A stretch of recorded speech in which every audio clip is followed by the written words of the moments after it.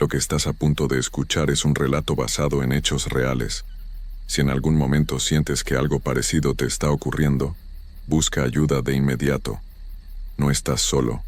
Siempre hay alguien dispuesto a escucharte. Había una vez una joven llamada Claudia que buscaba refugio y encontró una pesadilla. Esta es su historia, contada con sus propias palabras.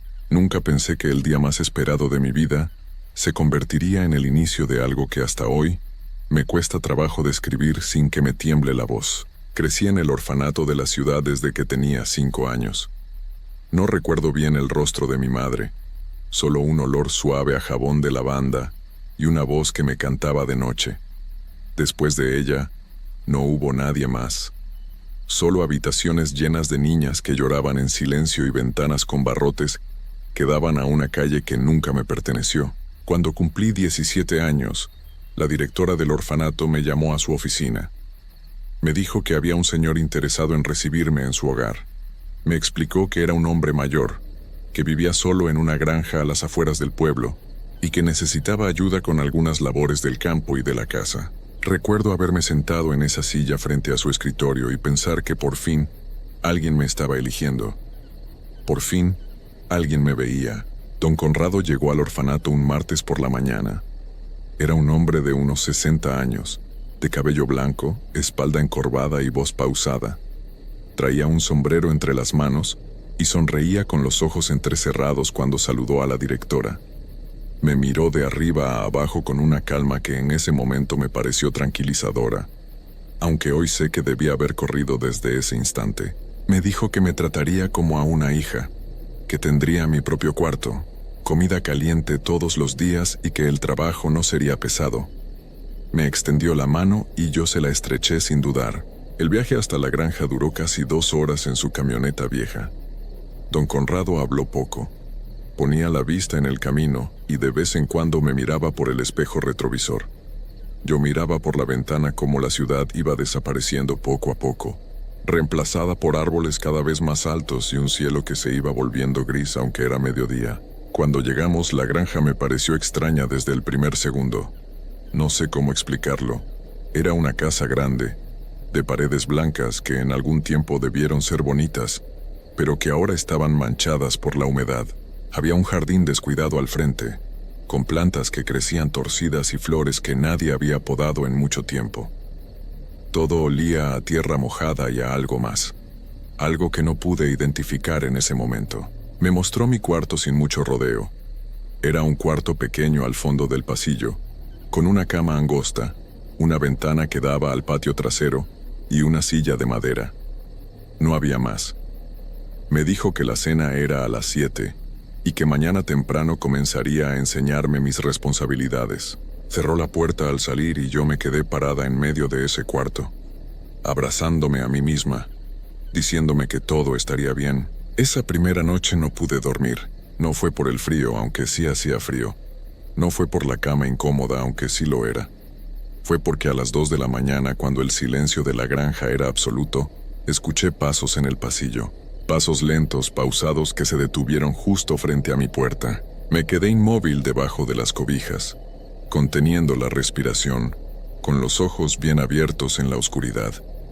Estuve así varios minutos, sin moverme, escuchando. Luego los pasos se alejaron despacio, igual que habían llegado, y el pasillo volvió a quedar en silencio. Me dije a mí misma que había sido don Conrado, que tal vez fue al baño o fue a tomar agua. Me dije que era normal, que yo no estaba acostumbrada a vivir con alguien y que cualquier sonido me iba a parecer raro, pero en el fondo, algo en mí sabía que eso no era normal, y tenía razón.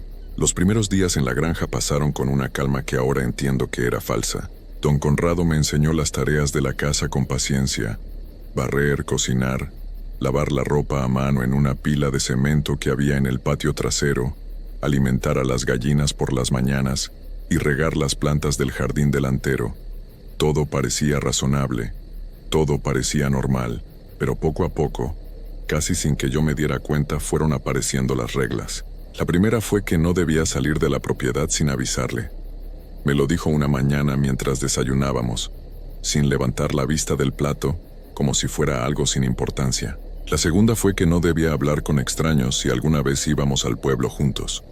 Me dijo que la gente de por ahí era chismosa y metida, y que era mejor no darles motivos para hablar. La tercera fue la que más me inquietó. Me dijo que nunca, bajo ninguna circunstancia, le preguntara sobre su esposa, que ella había fallecido hacía años, y que ese era un tema que le causaba mucho dolor. Lo dijo mirándome directo a los ojos por primera vez desde que llegué, y en su mirada no había tristeza. Había algo más, algo que no supe nombrar entonces. Asentí con la cabeza y cambié el tema. Esa misma semana, mientras regaba las plantas del jardín delantero, noté a una mujer parada en el camino de tierra que pasaba frente a la granja.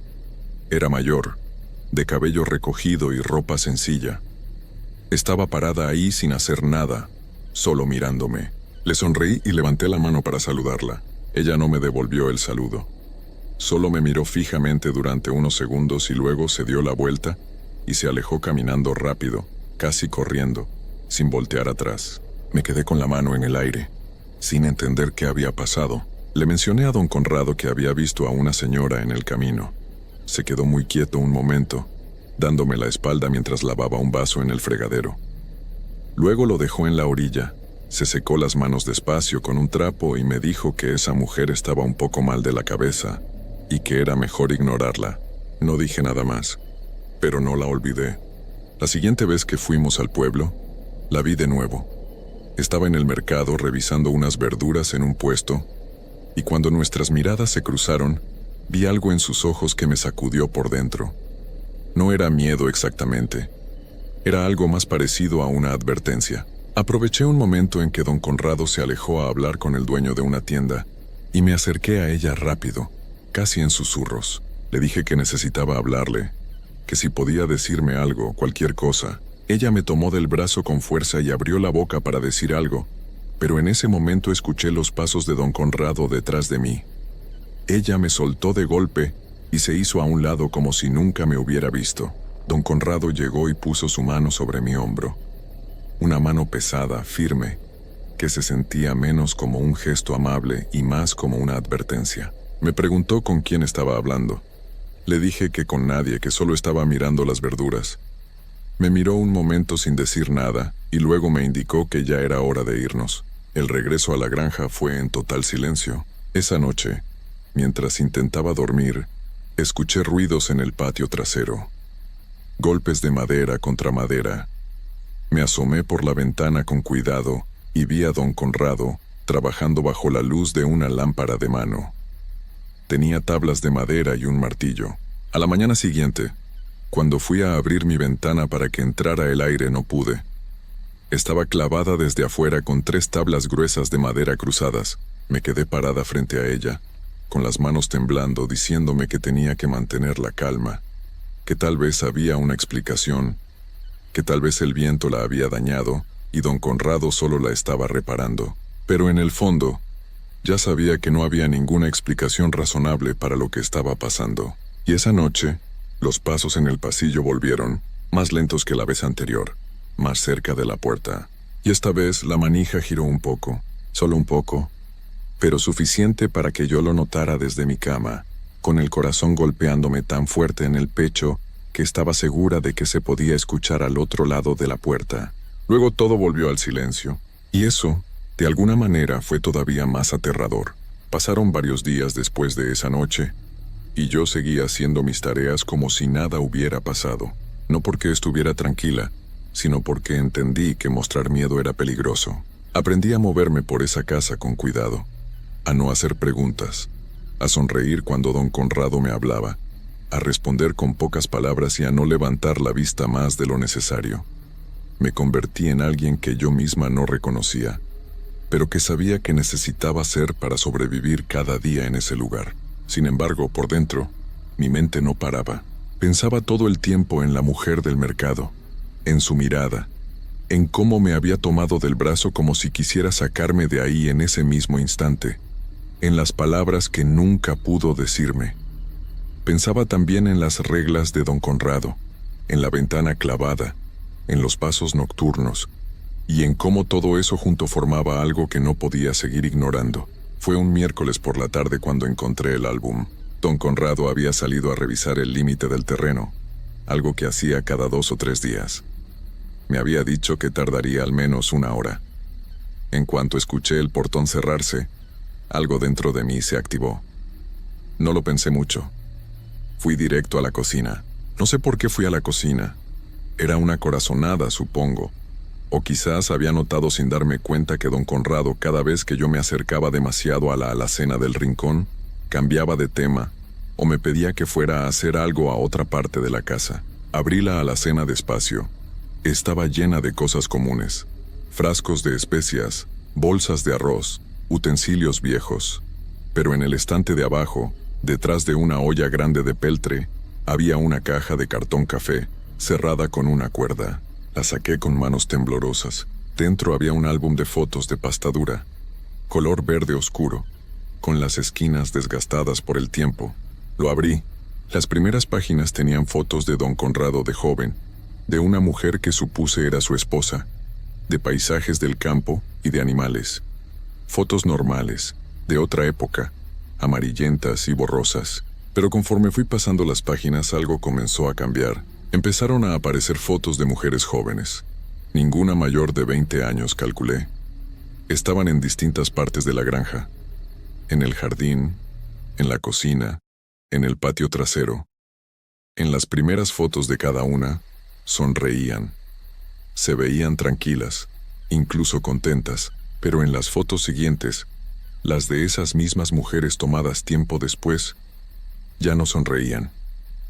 Tenían los ojos apagados, las posturas encorvadas, las miradas perdidas en algún punto fuera de la cámara, como si ya no estuvieran del todo presentes.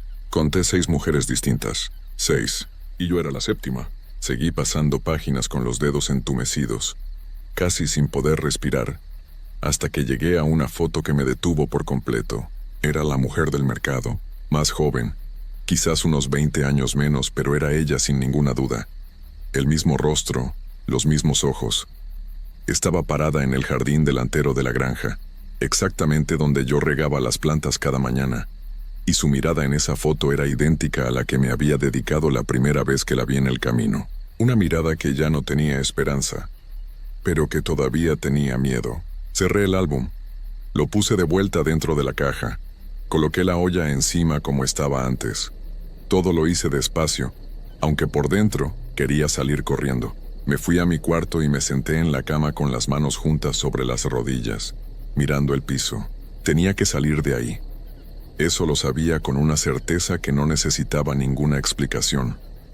Pero también sabía que debía hacerlo bien, sin que don Conrado lo notara antes de tiempo. Esa noche no cené. Le dije que me dolía la cabeza.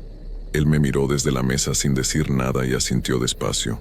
Pero mientras me alejaba por el pasillo hacia mi cuarto, sentí su mirada en la espalda durante cada uno de mis pasos. Y supe, con una claridad que me heló la sangre, que él ya sabía que yo había encontrado algo. Ese día, Roberto regresó del campo más temprano de lo normal.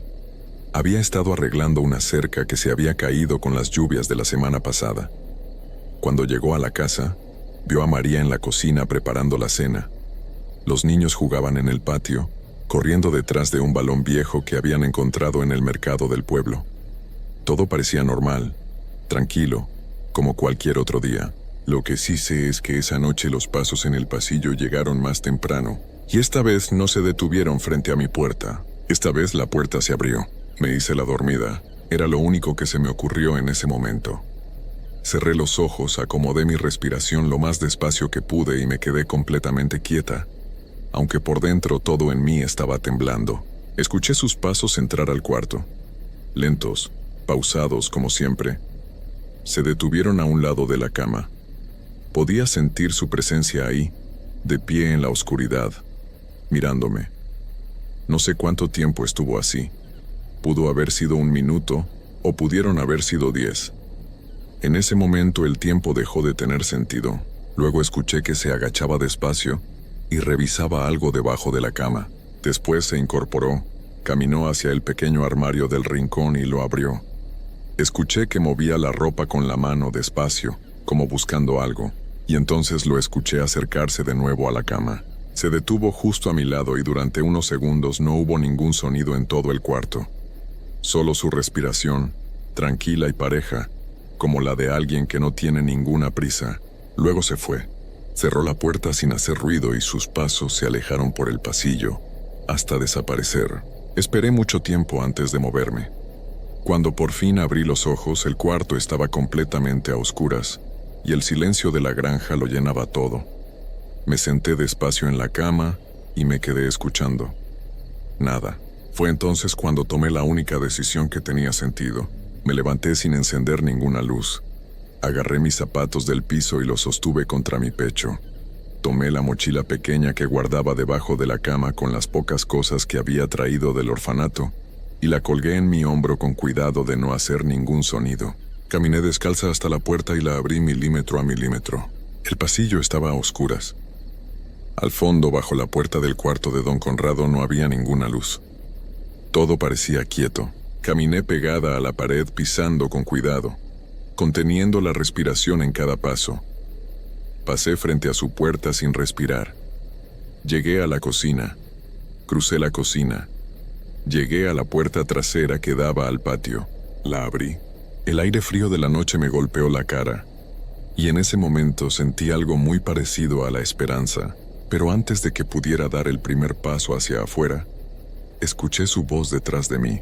Me dijo mi nombre. Solo eso. Con esa voz pausada y tranquila que yo ya conocía bien y que en ese momento me resultó más aterradora que cualquier grito. Me giré despacio. Don Conrado estaba parado en la entrada de la cocina, vestido, con la ropa del día, como si nunca se hubiera acostado. Me miraba con una calma que no tenía ningún rastro de sorpresa, como si hubiera sabido todo el tiempo lo que yo iba a hacer y hubiera esperado pacientemente a que llegara ese momento. Caminó hacia mí despacio. Yo retrocedí hacia el patio y él siguió avanzando sin apresurarse, con esa seguridad de quien sabe que no hay a dónde ir.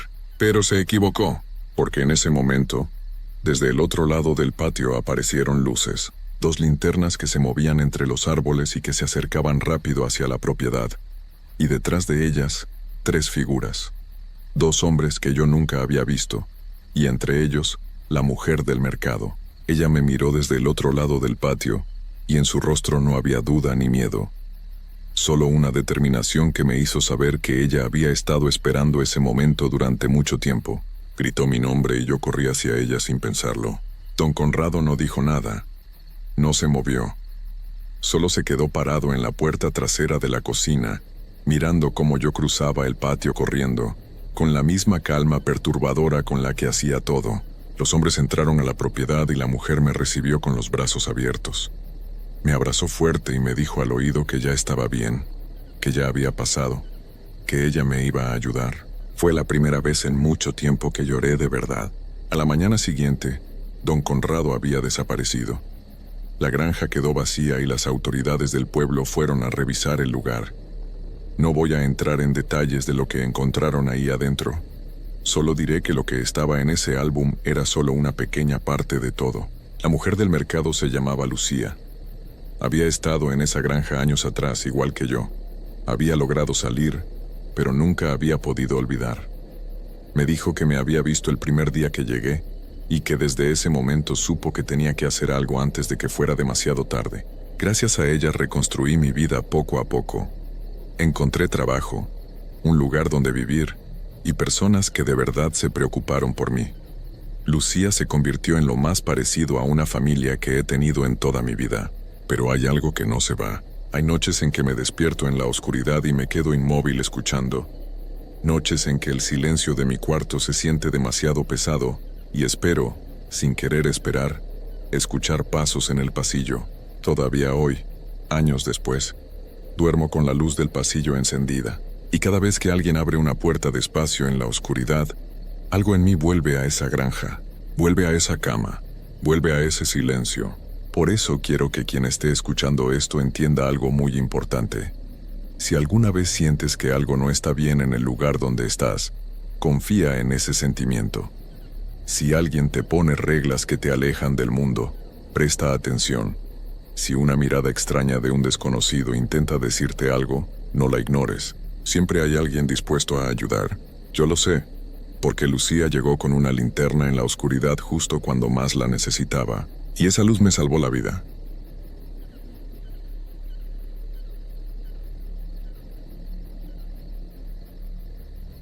Si alguna vez has sentido que alguien te llama por tu nombre y al voltear no hay nadie, presta mucha atención a lo que estás a punto de escuchar, porque lo que voy a contar no es un cuento. Esto me pasó a mí.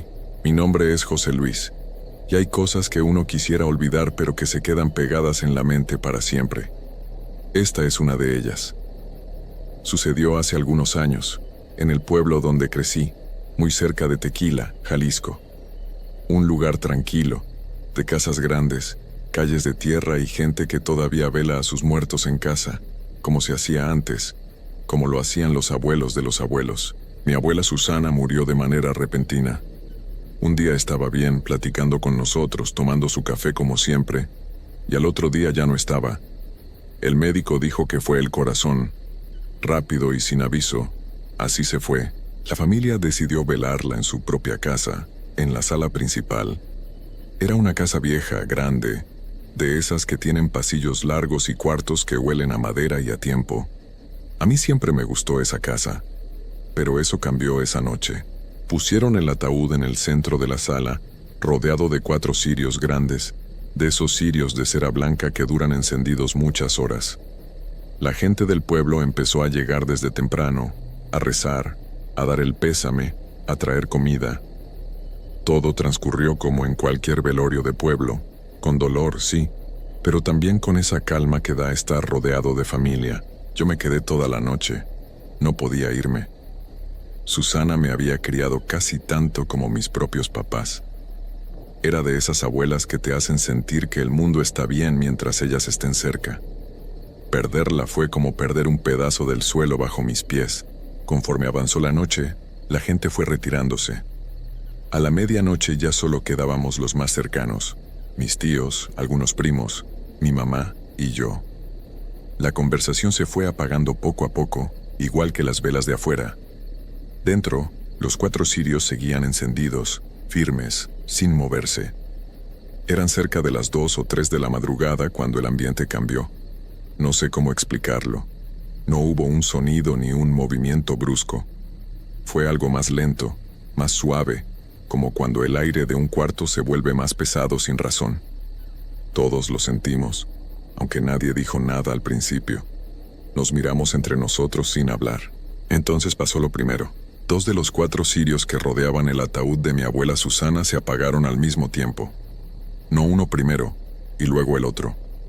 Los 2 juntos, en el mismo instante. Como si alguien hubiera apagado un interruptor. No había viento. Las ventanas estaban cerradas. La puerta principal también. No había corriente de aire, ninguna razón lógica para que eso ocurriera. Mi tío Beto se levantó de inmediato a prenderlos de nuevo, pero los demás nos quedamos quietos, mirándonos, sin saber bien qué decir. Yo sentí un frío extraño que no tenía que ver con la temperatura del cuarto. Era un frío de adentro, de esos que no se quitan con cobija. Mi mamá empezó a rezar en voz baja. Yo la acompañé, más por hacer algo con las manos que por otra cosa. Los cirios volvieron a encenderse, y durante un rato todo estuvo en silencio. Pero ese silencio no duró mucho. Unos minutos después, quizás 20, quizás menos, escuchamos algo que ninguno de nosotros pudo explicar esa noche, ni en los días siguientes. Era un ruido que venía del fondo del pasillo, del cuarto de mi abuela Susana. Un arrastre, lento, pesado, como cuando mueves un mueble grande sobre el piso y lo jalas con esfuerzo. Ese tipo de sonido que sientes en el pecho además de escucharlo con los oídos. Se escuchaba una vez, se detenía un momento, y luego volvía. Una y otra vez. Pausado, como si quien lo hacía no tuviera prisa. Todos nos paramos de golpe. Mi tío Beto fue el primero en hablar. Dijo que a lo mejor era algún animal, un perro, quizás el gato del vecino que a veces se metía por el patio. Pero todos sabíamos que ese cuarto había estado cerrado desde la mañana, desde antes de que llegara la gente. Nadie había entrado ahí en todo el día. porque a mi mamá y a mis tías les dio mucho trabajo poder siquiera asomarse después de que sacaron el cuerpo de mi abuela temprano. Mi tío me miró, yo lo miré a él. Sin decir mucho, los dos nos fuimos hacia el pasillo. El resto de la familia se quedó en la sala. Escuché a mi mamá pidiéndonos que tuviéramos cuidado, con esa voz baja que usa cuando está asustada pero no quiere demostrarlo del todo. El pasillo de esa casa siempre me había parecido largo. Esa noche se sintió el doble. La única luz era la que llegaba desde la sala, y conforme avanzábamos, la oscuridad se iba haciendo más espesa. El ruido seguía, cada vez más claro, más cercano. Llegamos a la puerta del cuarto de Susana. Mi tío puso la mano en la manija, me miró una vez más y la abrió. El cuarto estaba oscuro. Beto encendió la luz, y ahí estaba, la cama. Esa cama matrimonial enorme, de madera maciza, que yo había visto toda mi vida en el mismo lugar, pegada a la pared del fondo. Una cama que entre dos personas apenas se podía mover. Estaba desplazada casi 1 metro hacia el centro del cuarto, no pegada a la pared, en medio, como si alguien la hubiera jalado con mucha fuerza desde adentro. Y las cobijas que mi tía había acomodado bien esa mañana, dobladas y lisas, estaban revueltas, arrugadas, dobladas hacia un lado, como cuando uno se acaba de levantar y deja la cama sin tender. Ninguno de los dos dijimos nada. No había nadie en ese cuarto. Revisamos el baño que estaba conectado, el pequeño closet. Nada. Las ventanas estaban cerradas por dentro, con el pasador puesto. No había forma de que alguien hubiera entrado ni salido. Mi tío Beto es un hombre serio, de campo, de trabajo duro, de los que no se asustan fácil. Esa noche lo vi ponerse pálido. Nos regresamos a la sala sin mover nada. No le contamos a todos lo que encontramos, no con todos los detalles. Solo dijimos que no había nada. Pero creo que la cara de los dos nos delató, porque nadie volvió a preguntar. Y nadie volvió a hablar mucho el resto de la madrugada. Esperamos el amanecer casi en silencio, rezando de vez en cuando, mirando los cirios arder, evitando voltear hacia el pasillo. Cuando por fin salió el sol y empezaron a escucharse los pájaros afuera, todos soltamos el aire que habíamos estado cargando toda la noche. El entierro fue esa mañana, tranquilo, triste como debe ser, y por un momento pensé que ahí había terminado todo. Estaba muy equivocado. 2 días después del entierro, la familia acordó volver a la casa de Susana para limpiar, acomodar sus cosas y empezar a decidir qué se iba a hacer con todo. Yo fui con mi mamá y 2 de mis tías. Desde que entramos, algo se sentía diferente. Y no me refiero a esa tristeza normal que da entrar a la casa de alguien que ya no está. Eso lo conozco. Eso duele, pero se siente humano. Lo que había en esa casa esa mañana era otra cosa. Era como si el lugar estuviera ocupado. Como si hubiera alguien ahí adentro que no éramos nosotros. Las puertas aparecían abiertas. Eso era lo primero que notábamos. Entrábamos a un cuarto, la dejábamos cerrada, y al pasar de nuevo estaba abierta. Al principio lo atribuimos a los goznes viejos, a que la casa era antigua y las puertas no cerraban bien. Pero era algo más que eso, porque pasaba demasiado seguido y con demasiadas puertas al mismo tiempo. Luego fueron los objetos. Una taza que mi tía había dejado sobre la mesa de la cocina apareció en el fregadero. Un rosario que mi mamá puso en la repisa del cuarto estaba en el suelo cuando volvimos a buscarlo. Pequeñas cosas. Cosas que por sí solas no significan nada, pero que juntas, en esa casa, ese día, te iban poniendo la piel de gallina poco a poco sin que pudieras evitarlo. Trabajamos durante varias horas. Nadie hablaba mucho. Creo que todas estábamos haciendo el mismo esfuerzo de no pensar demasiado en lo que sentíamos. Yo estaba en uno de los cuartos del fondo, doblando ropa y metiéndola en cajas cuando escuché que me llamaban desde la cocina. Era una voz de mujer, clara, cercana, con esa entonación particular que tienen las personas cuando te llaman por tu nombre y quieren que vayas rápido. José Luis, así nada más, mi nombre. Una vez, reconocí esa voz de inmediato. Era la voz de mi abuela Susana. Me quedé completamente paralizado. No podía mover los pies. No podía pensar con claridad. Solo escuché esas 2 palabras flotando en el aire del pasillo como si fueran algo completamente normal, como si ella estuviera ahí en su cocina, esperando que yo llegara a tomar un vaso de agua o a platicar un rato como hacíamos siempre. Me tomó varios segundos reaccionar. Salí despacio del cuarto. Caminé por el pasillo mirando hacia la cocina.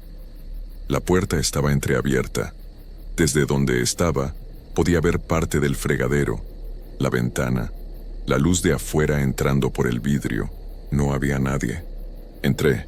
Revisé cada rincón, estaba completamente vacía. Salí al patio pensando que quizás había sido mi mamá o una de mis tías. Las encontré a las 3 juntas en la sala, cargando cajas. Ninguna había ido a la cocina en los últimos 20 minutos. Ninguna me había llamado. Las miré sin saber bien qué decirles. Fue entonces cuando mi tía Lupe me llevó aparte. Ella es la mayor de los hijos de Susana, una mujer calmada, de pocas palabras, de esas personas a las que uno les cree cuando dicen algo porque no acostumbran exagerar ni inventar. Me dijo que a ella también le había pasado, que la noche anterior, estando en su propia casa, había escuchado la voz de su mamá llamándola, con esa misma claridad, con ese mismo tono, y que no había sido un sueño porque estaba completamente despierta cuando lo escuchó. Luego me dijo algo que no he podido olvidar desde entonces. Me dijo que tuviéramos cuidado, que lo que estaba en esa casa, lo que andaba llamándonos por nuestros nombres, ya no era su mamá, que Susana se había ido de verdad, tranquila, en paz, pero que algo había notado que la casa quedó sola, algo que aprovechó ese espacio, algo que había aprendido a usar su voz para llamarnos. Me lo dijo mirándome directo a los ojos, sin dramatismo, sin levantar la voz, y eso fue lo que más miedo me dio. Esa misma tarde salimos de la casa antes de que oscureciera. Nadie lo propuso en voz alta. No hubo una conversación larga ni una decisión formal. Simplemente en algún momento, todas dejamos lo que estábamos haciendo, nos miramos, y sin decir mucho empezamos a recoger nuestras cosas y a caminar hacia la puerta de salida. Como si el cuerpo de cada una hubiera tomado la decisión antes que la cabeza. Yo fui el último en salir. Antes de cerrar la puerta principal me detuve un momento en el umbral. No sé por qué lo hice. Quizás fue despedirme de esa casa que tanto quise cuando era niño. Quizás fue algo más. El caso es que me quedé parado ahí unos segundos, mirando hacia adentro, hacia el pasillo oscuro que llevaba a la cocina, y juro por lo más importante que tengo que en ese momento, desde el fondo de ese pasillo, desde donde no había nadie ni ninguna luz, escuché de nuevo mi nombre. José Luis. Cerré la puerta, puse el seguro, y me fui sin voltear. En los días siguientes la familia tuvo varias conversaciones sobre qué hacer con la propiedad. Nadie quería volver. Eso quedó claro desde el principio. No hubo que convencer a nadie ni explicar demasiado. Bastaba con mencionar la casa para que todos desviaran la mirada o cambiaran el tema. Finalmente contrataron a un hombre de otro pueblo, alguien que no conocía a Susana ni la historia de lo que había pasado ahí, para que entrara a retirar los muebles y las pertenencias que habían quedado. Le pagaron bien y le dijeron que fuera rápido. El hombre fue solo. Nunca preguntó nada y nosotros nunca le explicamos nada. No sé qué sintió él adentro. Nunca lo volví a ver para preguntarle. Cuando terminó, cerraron la casa. Pusieron candados en la puerta principal y en la del patio. Las ventanas quedaron selladas. Nadie de la familia